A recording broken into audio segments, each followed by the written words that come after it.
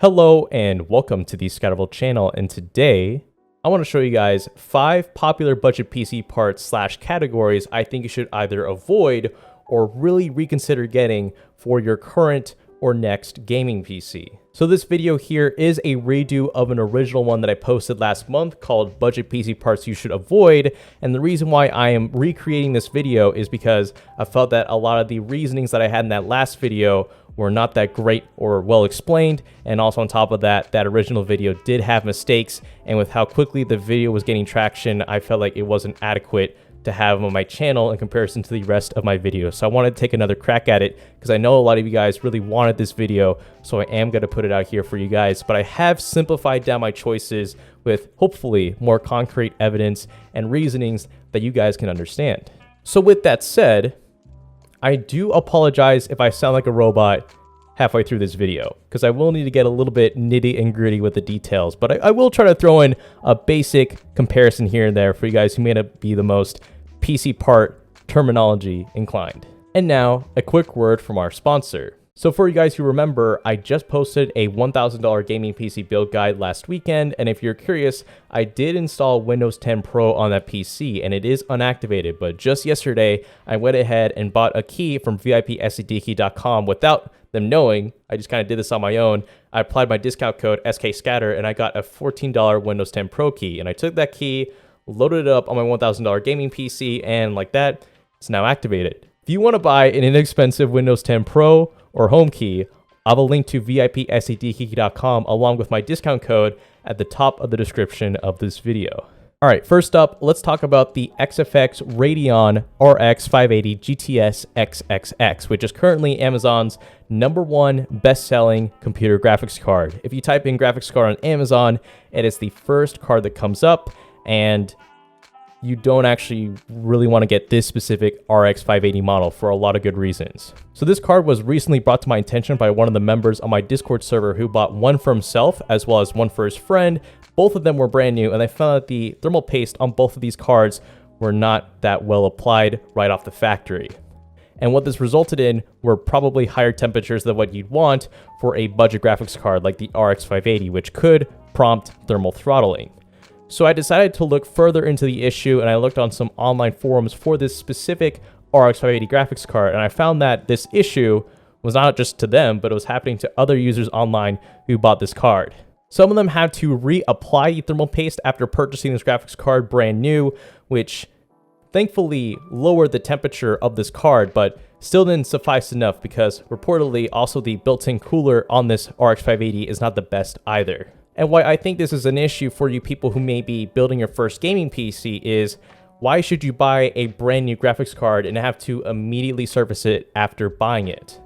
You're not only doing that, but you're also voiding the warranty, since I think if you take apart the graphics card, you do void the warranty on that RX 580, because if you want to actually lower the temperatures even farther without having to replace the cooler, you are probably going to have to replace that thermal paste, as seen from some of these forum posts. But without doing any of those modifications, this card actually reached as high as 86 degrees Celsius, and for the RX 580, you are going to encounter thermal throttling above 85 degrees Celsius, and for you guys who don't know what that is, thermal throttling is whenever your graphics card gets so hot that a cooler cannot compensate for its heat, so it has to downclock the actual GPU on the actual graphics card to adjust for the higher heat, since it can't run that fast. So I think that in combination with the poorly pre-applied thermal paste that comes in stock on the graphics card, I think it's going to make for a bad combination, and I think that's only emphasized when you look at other similarly priced RX 580s on Amazon as well.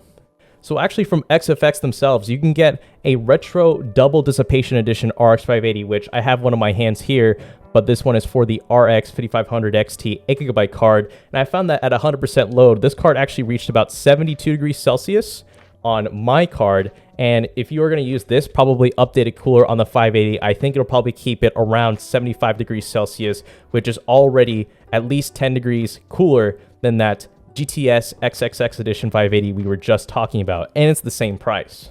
Also, another 580 manufacturer you should really consider from is Sapphire. By the way, not paid. It's just they have historically had a really good track record with custom AMD graphics cards. And as you can see here, you can get a Sapphire Pulse Edition RX 580 for 165 degrees. And according to reviews, that tops out at about 75 degrees Celsius as well.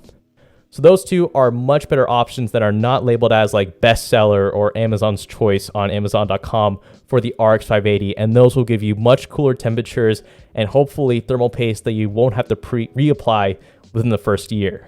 Now here's a budget PC part I think is quite obvious to avoid, but I still see people recommending these in like online build guides, is to stay away from non-80 plus power supplies. Specifically in this case, Apevia power supplies, since I've seen those a lot on Amazon. So if you type in 500 watt power supply, you'll get a large list of options, but if you scroll down, you'll notice that there's some Apevia power supplies here. And as you can tell, the reviews aren't good, but the price is cheap, and there's a reason for that. Apevia power supplies like these, at least from what I can tell on the website, I can't find any sort of power protection measures like OPP, OCP, SCP, so like overpower protection, overcurrent protection, any of that sort of stuff. I can't find any of that. All it says is just safety protections. And I mean, it might have a few, but it doesn't list it on its website. And either way, Apevia has had a pretty bad track record for making reliable power supplies. So I think that should be pretty self-explanatory. And either way, if you did want to kind of find a list of power supplies to avoid, you can refer to the PSU tier list here on these LTT forums website, where if you scroll down all the way, you'll check out tier E here, and these are ones you're basically just going to want to avoid for the most part. Now, disclaimer, this doesn't apply for all Apevia power supplies. This only applies for non-80 plus power supply units. Like there's actually an 80 plus gold prestige unit that's affordable and somewhat okay, but I'm only talking about non-80 plus Apevia, or for the most part, cheap non-80 plus power supplies on Amazon.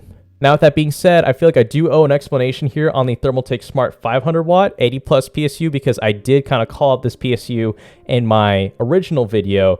And the reason why it doesn't totally make this list is because I looked further into it, and it does include some power supply protection measures, which will prevent an overall short of your system. Like it has OPP, OVP, and SCP, but I'm still not going to recommend it, because it doesn't have 12 volt UVP or under voltage protection, and it doesn't have OTP, over temperature protection.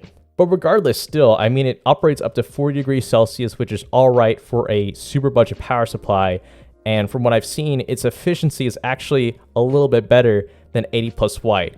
But regardless, I've still seen such a mixed track record with this power supply, not only on my Discord server, but also online on other forums, that I'm still not going to recommend it in any of my build guides. But if you needed a last resort power supply, I would much rather choose this smart power supply over a really non-known brand name power supply that is not 80 plus. So basically, avoid pretty much all super cheap non-80 plus power supplies on Amazon. Do not give in to the price. That's basically like if you got a 60s Ford Mustang.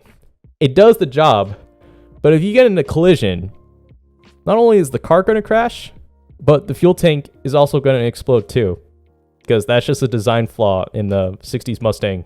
Fun fact. So those two, I think, are pretty obvious budget PC parts I think you should more or less avoid for going with on budget gaming PCs. But these next three kind of parts or options I'm going to talk about aren't necessarily ones to straight up avoid, but there are much better options for the same price. And we're going to start off this with the AeroCool Cylon RGB mid tower. Now, again, I've seen this case recommended a bunch in budget PC build guides, and to be fair, this case will do the job for a budget gaming PC. If you have a low-end RX 570 and a basic quad-core Ryzen or i3 processor, those two components, along with your like basic motherboard, won't produce that much heat. So really, like this case with a single exhaust fan will do the job, but my quarrel with it is, one, what's going to happen whenever you put in higher end components into this PC case later down the road? Will it have enough thermal performance to cool those off? And two, along with that, the front panel here is incredibly restrictive. So someone here actually did a teardown of this PC case, and there's pretty much no ventilation to be seen on the front or sides of the PC panel. Only on the very bottom Is there actual ventilation? And I mean, to be frank, you could get away with a case like this if you use a negative fan pressure setup where you have fans that are only exhausting air out of the case rather than bringing in air. But I think that only goes to a certain limit, especially if you are eventually going to throw in higher end components. Though you could get in some front intake on this case if you really wanted to, if you had a high static pressure fan, since the actual space in between the front panel and those fan inserts on the inside of the case is really small, so kind of like a radiator. But if you're going with a budget PC, you shouldn't have to invest in static pressure fans in the first place. And again, like I said at the start of this, quite frankly, there are much better case options for the exact same price. Or not the exact same price, just like a little bit more expensive. If you're looking for a micro ATX option that actually has great airflow but is not that much more expensive, a $60 Masterbox MB311L will do you really well. Just take one of these fans and put it on the back of the case so that way you have an intake and an exhaust. You don't want just intake on this PC case, so quick note on that. But if you want an ATX option for, again, just a little bit more money, the Phanteks Eclipse P300A is going to do a much better job than this AeroCool Cylon here, because at least this has some sort of front ventilation. So sort of in conclusion, the AeroCool Cylon by no means is a terrible PC case. It will do fine for a budget gaming PC at the start of your PC's lifespan. It's just when you look 4 years down the road and you want to throw in like maybe the next RTX 3060 Super and the next Ryzen 4600, you're going to need some more thermal cooling capacity in your PC case. And I think when it comes to the majority of PC gamers, the last thing we upgrade is the case. So I think starting yourself off with a really high quality, high airflow case will bode you well for years to come. And funny enough, this actually sounds really similar to the NZXT H510. These same issues with having basically no front intake, but having to settle with negative fan pressure. But the difference between those two cases is that at least the H510 comes with 2 pre-included high airflow fans, whereas the AeroCool only comes with 1 that isn't even PWM controlled. So it'll just run at the same speed for the whole time. It won't be controlled by the motherboard. So yeah, with that being said, the H510 almost made this list. I know it would have angered a bunch of NZXT fanboys, but you can get away with this case if you use a negative fan pressure setup. And of course with like an AIO cooler later down the road if you want to use a higher end graphics card or CPU. Now, the next part I see a lot of people buying are DRAM-less SSDs, which again, isn't necessarily a terrible PC part by any means. It's just for the same price, you can get much better SSDs that are just a few dollars more or maybe even the same price that have DRAM. And the most popular SSD that I see that is DRAM-less that is recommended a bunch in budget PC build guides is the Kingston A400. Now, to give you a quick rundown of kind of the disadvantages of a DRAM-less SSD, basically they'll have a lower lifespan and slower write speeds, especially over time. And compared to DRAM SSDs, they won't really suffer from those issues. So you'll have an SSD that'll preserve its read and write speeds longer than one of these DRAM-less SSDs. Now, that being said, DRAM-less SSDs aren't pure junk.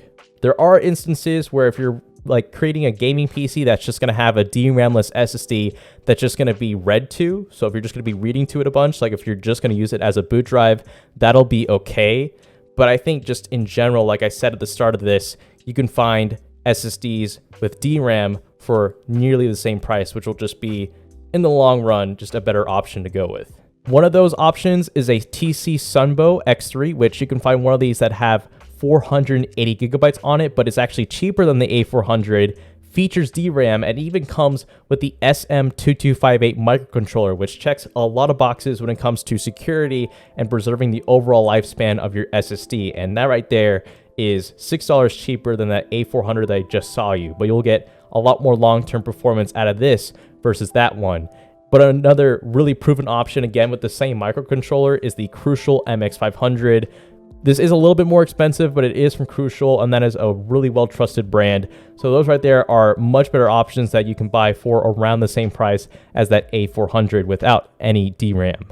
Now, the last category in this video, which I think you shouldn't necessarily straight up avoid, but at least acknowledge there are better options for about the same price, are B450 motherboards with low-quality VRMs. Now, for 80% of you watching this video, this shouldn't be that much of an issue because I expect 8% of you who are going to be building like a budget gaming PC in the near future won't be looking into overclocking. And if you're picking up one of these two boards, you will be fine as long as you have a case that has airflow going through in and out of the case. But if you are at all possibly considering overclocking, you are not going to want to stick to one of these low quality B450 motherboards with poor VRMs. How I know this is because there are some motherboard VRM tier lists online, like as you can see here from Linus Tech Tips, as well as this Google spreadsheet one that I found on Reddit. And you can see here with those two motherboards, I was just showing you the Prime B450A and where is it? The B450 HDV. Both of these rank among the lowest in the category. So right there, see HDV R4.0 and the B450MA. Those right there are just low quality VRM boards on the B450 platform. And I mean, again, if you aren't going to be overclocking, you'll be fine. But if you did want to overclock, you are not going to have a good time, especially for like a higher end 6-core or 8-core Ryzen processor.